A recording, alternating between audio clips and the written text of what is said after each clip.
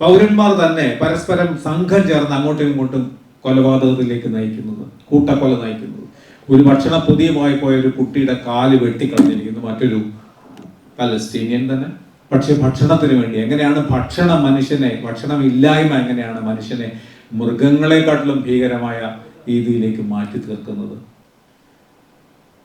ഇത് തീർച്ചയായിട്ടും മനുഷ്യന്റെ ചരിത്രത്തിലെ ഏറ്റവും വലിയ ക്രൈം തന്നെയാണ്. ഇത് എന്തെങ്കിലും ഒരു ന്യൂറംബർഗ് ട്രയൽ പോലെയോ ഏതെങ്കിലും ഒരു ട്രൂത്ത് ആൻഡ് റെക്കൺസിലിയേഷൻ പോലെ സൗത്ത് ആഫ്രിക്കയിൽ നടന്നതുപോലെയോ ഒക്കെ ഒരു വിചാരണ, ഒരു ആഗോള വിചാരണ ഈ നെതന്യാഹു എന്ന് പറയുന്ന ആളിനെയും ട്രംപിനെയും നേരെ നടത്തിയില്ലെങ്കിൽ മനുഷ്യരാശി ഒരിക്കലും പൊറുക്കാത്ത ഏറ്റവും വലിയ പാപങ്ങളിൽ ഒന്നായിട്ട് ഇത് അവശേഷിക്കും. ഡോക്ടർ കോട്നിസ് എന്ന് പറയുന്ന ഒന്നുമല്ലെങ്കിൽ സിനിമ എങ്കിലും ഡോക്ടർ കോട്നിസ് അമർ കഹാനി എന്ന് പറഞ്ഞൊരു ശാന്താറാമിന്റെ പ്രശസ്തമായ സിനിമയുണ്ട്. അതിൽ നായകനാണ് ദ്വാരകനാഥ് ശാന്താറാം കോട്നിസ് എന്ന് പറഞ്ഞൊരു ഡോക്ടർ, മഹാരാഷ്ട്രക്കാരൻ. Israel is destroying the essence of childhood എന്നാണ് ആ റിപ്പോർട്ട്. അദ്ദേഹത്തിന് പുറമെ 4 വിദഗ്ധരുണ്ട്, അവർ മറ്റു രാജ്യങ്ങളിൽ നിന്നാണ്. പക്ഷെ മുരളീധറാണ് അതിൻ്റെ ചെയർമാൻ. അദ്ദേഹമാണ് അതിൻ്റെ വിശദമായിട്ട് കുട്ടികൾക്ക് നേരെ മാത്രം നടത്തുന്ന ഈ ആക്രമണങ്ങളെക്കുറിച്ച്, ഏറ്റവും കൂടുതൽ ഇരകൾ ആവുന്നതിനെ കുറിച്ചുള്ള സന്തോഷിന്റെ പുസ്തകത്തിലാണ്. നമ്മൾ പുറത്ത് കാണുന്ന ഒന്നും അല്ലാതെ എങ്ങനെ കുട്ടികൾ ഭക്ഷണത്തിന് വേണ്ടി അലയുന്നു, മൃഗങ്ങളെ പോലെ. അച്ഛനമ്മമാർക്കൊന്നും അവരുടെ സ്വന്തം ഭക്ഷണത്തിന് വേണ്ടിയോ സ്വന്തം ജീവന് വേണ്ടിയോ അവർ ശ്രമിക്കുന്ന സമയത്ത് കുട്ടികളെ നോക്കാൻ ആരുമില്ലാതെ റോഡുകളിൽ അലഞ്ഞു തിരിയുന്ന, പല വണ്ടികൾ കയറി എവിടെയോ എത്തിപ്പറ്റുന്ന കുഞ്ഞുങ്ങളെ പറ്റി മുരളീധർ കമ്മീഷൻ തന്നെ പറയുന്നുണ്ട്. അനസ്തേഷ്യക്കുള്ള സൗകര്യങ്ങളില്ലാതെ ശസ്ത്രക്രിയ ചെയ്യപ്പെടുന്ന കുഞ്ഞുങ്ങളുടെ അവസ്ഥ, ഏറ്റവും കൂടുതൽ വിശപ്പ് കൊണ്ട് മരിക്കുന്ന കുഞ്ഞുങ്ങളുടെ അവസ്ഥ. അപ്പം നമ്മൾ ഈ മരണത്തിന്റെ ബോംബിട്ട മരണങ്ങൾ മാത്രമേ, അല്ലെങ്കിൽ അങ്ങനെ ഇരിക്കുന്ന മരണങ്ങൾ മാത്രമേ നമ്മൾ കാണുന്നുള്ളൂ. പിന്നിൽ ഭക്ഷണത്തിന് വേണ്ടി പലസ്തീനിലെ ഈ പൗരന്മാർ തന്നെ പരസ്പരം സംഘം ചേർന്ന് അങ്ങോട്ടും ഇങ്ങോട്ടും കൊലപാതകത്തിലേക്ക് നയിക്കുന്നത്, കൂട്ടക്കൊല നയിക്കുന്നത്. ഒരു ഭക്ഷണ പൊതിയുമായി പോയ ഒരു കുട്ടിയുടെ കാല് വെട്ടിക്കളഞ്ഞിരിക്കുന്നു മറ്റൊരു പലസ്തീനിയൻ തന്നെ. പക്ഷെ ഭക്ഷണത്തിന് വേണ്ടി എങ്ങനെയാണ് ഭക്ഷണമില്ലായ്മ എങ്ങനെയാണ് മനുഷ്യനെ മൃഗങ്ങളെക്കാട്ടിലും ഭീകരമായ രീതിയിലേക്ക് മാറ്റി തീർക്കുന്നത്? ആശുപത്രികളിലെ മരണം, പരസ്പരം അറിയാത്ത മരണം, അങ്ങനെ നമ്മൾ അറിയാത്ത എത്രയോ അധികം ദുരന്തങ്ങളാണ് അവിടെ അരങ്ങേറുന്നത്. ഇത് തീർച്ചയായിട്ടും മനുഷ്യന്റെ ചരിത്രത്തിലെ ഏറ്റവും വലിയ ക്രൈം തന്നെയാണ്. ഇത് എന്തെങ്കിലും ഒരു ന്യൂറംബർഗ് ട്രയൽ പോലെയോ ഏതെങ്കിലും ഒരു ട്രൂത്ത് ആൻഡ് റെക്കൺസിലിയേഷൻ പോലെ സൗത്ത് ആഫ്രിക്കയിൽ നടന്നതുപോലെയോ ഒക്കെ ഒരു വിചാരണ, ഒരു ആഗോള വിചാരണ ഈ നെതന്യാഹു എന്ന് പറയുന്ന ആളിനെയും ട്രംപിനെയും നേരെ നടത്തിയില്ലെങ്കിൽ മനുഷ്യരാശി ഒരിക്കലും പൊറുക്കാത്ത ഏറ്റവും വലിയ പാപങ്ങളിൽ ഒന്നായിട്ട് ഇത് അവശേഷിക്കും. കുഞ്ഞുങ്ങളെ കൊല്ലുന്നത്, പ്രത്യേകിച്ച് വിചിത്രമായിട്ടുള്ള ഒരു പാരഡോക്സ് എന്താണെന്ന് വെച്ചാൽ, ഏറ്റവും കൂടുതൽ കുഞ്ഞുങ്ങളെ കൊന്ന നാസി ഹിറ്റ്ലറാണ്. ആ കൊന്നത് കൂടുതൽ എല്ലാം ജൂതരെയായിരുന്നു.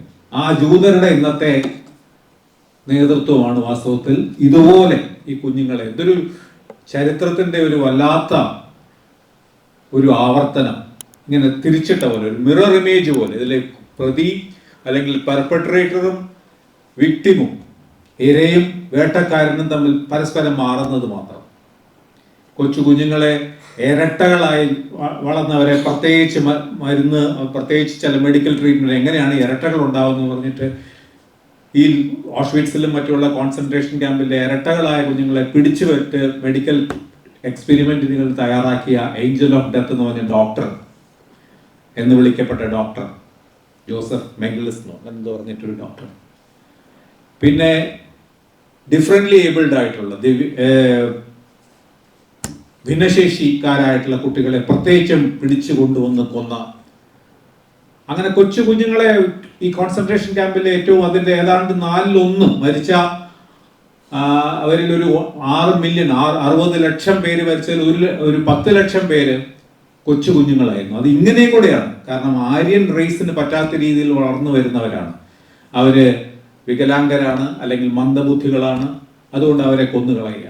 അവരെ ഇങ്ങനത്തെയുള്ള പരീക്ഷണങ്ങൾക്ക് വിധേയമാകുക. എങ്ങനെയാണ് ഇരട്ട കുഞ്ഞുങ്ങൾ ഉണ്ടാകുന്നത് എന്നുള്ളതിൻ്റെ, അല്ലെങ്കിൽ കുഞ്ഞുങ്ങളെ, ബുദ്ധിയില്ലാത്ത കുഞ്ഞുങ്ങളെ ബുദ്ധിയുള്ളവരാക്കി വളർത്താൻ കഴിയുന്ന പരീക്ഷണങ്ങൾ, ഇങ്ങനെ എല്ലാ ഭീകരമായിട്ടുള്ള വിചിത്രമായിട്ടുള്ള ഭ്രാന്തൻ പരീക്ഷണങ്ങളിലൂടെ കൊല ചെയ്ത ഒരു ചരിത്രമാണ് ഹിറ്റ്ലറിനുള്ളത്, അല്ലെങ്കിൽ അന്നത്തെ നാസികൾക്കുള്ളത്. അത് അന്നത്തെ ആ വിക്ടിംസ്, അന്നത്തെ ഇരകളായിരുന്നവർ, അല്ലെങ്കിൽ അവരുടെ അവകാശങ്ങൾക്ക് വേണ്ടിയും അവരുടെ ഭാവിക്ക് വേണ്ടിയും ഒക്കെ സ്ഥാപിച്ച ഒരു രാജ്യവും ആ രാജ്യത്തിൻ്റെ നേതാക്കളാണ് ഇതേ തരത്തിൽ വീണ്ടും അവർ തന്നെ ഈ പരീക്ഷണങ്ങളും ഈ തരത്തിലുള്ള ക്രൂരതകളും ചെയ്യുന്നത്. ഒരുപക്ഷെ മലയാളിക്ക് ഇതിനൊക്കെയുള്ളൊരു പാപപരിഹാരമാണ് എസ് സന്തോഷ് കുമാർ. അദ്ദേഹം ചെയ്തിരിക്കുന്ന ഈ ഒരു വലിയ പുണ്യപ്രവൃത്തി വാസ്തവത്തിൽ നമ്മുടെ കുറ്റങ്ങൾക്ക് ഒരു ചെറിയ പരിധി വരെയെങ്കിലും പരിഹാരമായി മാറുമെന്നാണ് ഞാൻ പ്രതീക്ഷിക്കുന്നത്.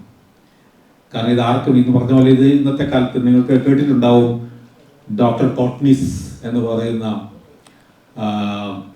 ഒന്നുമല്ലെങ്കിൽ സിനിമ എങ്കിലും ഡോക്ടർ കോട്നിസ് അമർ കഹാനി എന്ന് പറഞ്ഞൊരു ശാന്താറാമിൻ്റെ പ്രശസ്തമായ സിനിമയുണ്ട്. അതിൽ നായകനാണ് ദ്വാരകനാഥ് ശാന്താറാം കോട്നിസ് എന്ന് പറഞ്ഞൊരു ഡോക്ടർ, മഹാരാഷ്ട്രക്കാരൻ. അദ്ദേഹത്തെയാണ്, അതായത് ഈ 1930-38 തോന്നുന്നു, ചൈനയും ജപ്പാനും തമ്മിലുള്ള യുദ്ധം, ജപ്പാന്റെ രണ്ടാം ആക്രമണം ചൈനയ്ക്കെതിരെ, വ്യാപകമായ ഇതുപോലെയുള്ള കെടുതികളും കൂട്ടക്കുരുതികളും മരണങ്ങളും ഒക്കെ നടന്ന സമയത്ത് ചൈനീസ് കമ്മ്യൂണിസ്റ്റ് പാർട്ടി എന്ന അധികാരത്തിലായിട്ടില്ല. ചൈനീസ് കമ്മ്യൂണിസ്റ്റ് പാർട്ടിയുടെ ഒരു അപേക്ഷ ജവഹർലാൽ നെഹ്റു പ്രധാനമന്ത്രി ആയിട്ടില്ല. പക്ഷേ നെഹ്റുവിന് അപേക്ഷ നൽകുകയാണ്, ഒരു അഭ്യർത്ഥിക്കുകയാണ്, ഒരു സഹായം വേണം, ഒരു മെഡിക്കൽ മിഷനെ അയച്ചു തരണം, ഇവിടെ വേണ്ടത്ര ചികിത്സിക്കാൻ ഡോക്ടർമാരില്ല, സഹായമില്ല, ഒന്നുമില്ല എന്ന് പറഞ്ഞപ്പോൾ ഇങ്ങനെ നേതാജി സുഭാഷ് ബോസും അതിനകത്ത് ഇടപെട്ടു. അദ്ദേഹം ഒരു ജപ്പാനുമായിട്ടുള്ള അദ്ദേഹത്തിന് സൗഹൃദമൊക്കെ ഉണ്ടെങ്കിൽ ഇക്കാര്യത്തിൽ അദ്ദേഹം ജപ്പാനെതിരെ നിലപാടെടുക്കുകയും അങ്ങനെ ഒരു 4 അംഗ സംഘത്തെ, ഇന്ത്യൻ ഡോക്ടർമാരുടെ 4 അംഗ സംഘത്തെ ചൈനയ്ക്ക് അയച്ചു. അതിലൊരാളായിരുന്നു ഡോക്ടർ കോട്നിസ്.